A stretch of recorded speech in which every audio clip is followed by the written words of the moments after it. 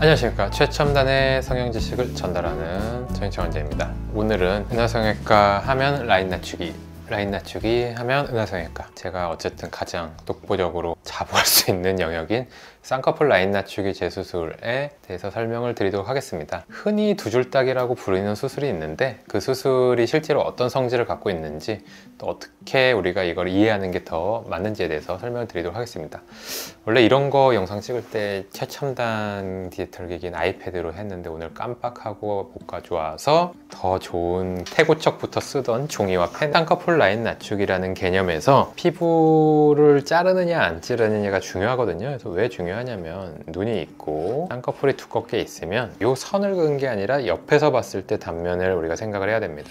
눈알이 있고 너무 두꺼운 데서 이렇게 빡 집혀 있는 거죠. 이게 문제라는 거죠. 요 고정점이 문제라는 거고, 속눈썹이 있는 눈입니다. 이게 눈알이고. 그래서 요거를 정상적으로 낮은 애로 바꿔야 되는데, 피부를 자르는 방식이 약간 오히려 특별한 방식이라고 생각을 하시면 돼요. 피부를 잘라낼 수 있는 경우는 그렇게 많지는 않아요. 이렇게 잘라서, 이렇게 자르면은 요 밑으로 바뀌게 돼 있어, 쌍꺼풀이. 그러면은 자르게 되면 눈알이 있고 이런 식으로 낮아지면서 남은 피부들이 이렇게 덮어주는 쪽이 되는데, 근데 애매할 때 이걸 잘랐다가 피 보는 경우가 굉장히 많습니다. 낭패가 되는 경우가 많은데, 왜 그러냐면 이런 소세지 쌍꺼풀의 경우에 대부분의 경우에 이 피부가 부족하기 때문에 더 두꺼워지는 경우가 많거든요. 그리고 눈이 꺼짐, 여기 지방도 적어져서 눈이 꺼짐도 있는 경우가 많은데, 여기를 흉터를 한 줄로 만든답시고 훌러덩 잘랐다가 이 꺼짐이랑 부족한 현상이 더 많아지면 그냥 낮아지고 피부가 좀 부족한 거 아니냐가 아니라 그냥 안 낮아집니다. 안 낮아지고 더 안 좋은 상태의 눈이 돼요. 더 악화가 될 수 있다는 거죠.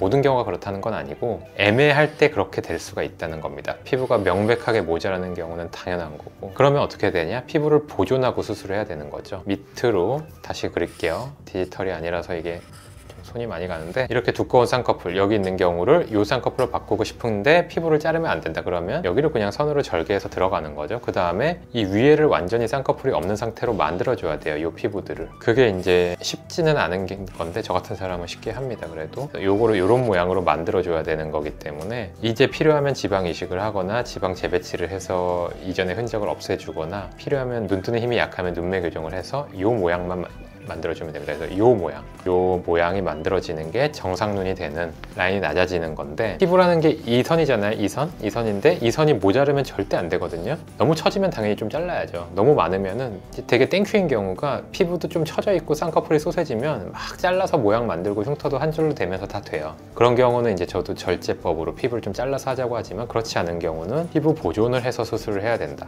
피부 보존을 해서 라인 낮추기를 해야 된다라는 결론이 나오는 거죠. 이걸 두 줄 따기라고 흔히 부르는데, 두 줄 따기로 하니까 사람들이 이제 이게 두 줄이 빡 남아서 되게 안 좋다, 두 줄의 겹주름이 심하게 안 남는다, 이렇게 생각을 하신 경우가 많더라고요. 근데 이 부분이 확실하게 펴지면 이 흉터는 거의 한 70~80% 희미해집니다. 그리고 눈 떴을 땐 아예 안 보이게 되는 경우가 거의 대부분이기 때문에, 이게 무서워서 자르면 안 되는 경우에 자르면 더 어떻게 되냐, 더 망하는 경우가 훨씬 많아요. 제가 이제 피부 보존하고 뭐 두 줄 따기로 수술합시다 이랬는데, 딴 데서 잘랐다가 한 1년 있다가 오시는 경우가 꽤 있습니다. 그래도 눈이 더 잘못된 다음에 오시는 거죠. 그래서 그러지 않기 위해서 제가 이제 블로그에도 써놨죠. 두 줄 따기가 위험하다고 생각하는 게 더 위험할 수 있다.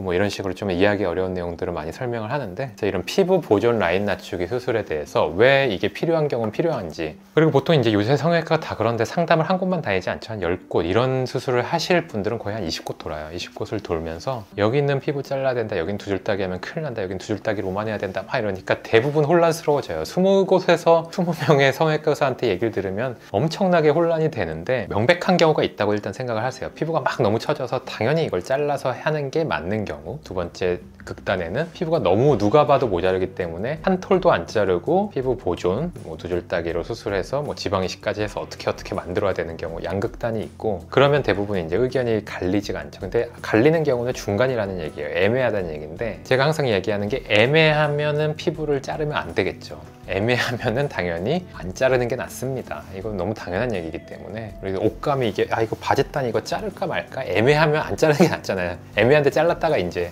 바지를 버릴 수도 있으니까 뭐 그런 거랑 마찬가지입니다. 그래서 애매하면 피부 보존을 하는 게 낫다. 근데 이걸 이제 상담실에서 거의 열변을 토하듯이 많이 얘기를 하는데 어떤 분들이 이해를 하고 어떤 분들은 그래도 혼란스러워하고 이래서 뭐 일단 영상으로 하나 남겨놓기 위해서 찍었습니다. 지금까지 라인 낮추기 수술의 플랜, 계획에 대해서 최대한 눈이 안 망가지고 확실하게 한 번에 성공을 하길 바라는 마음으로 영상을 찍은 전인창원이었습니다. 감사합니다.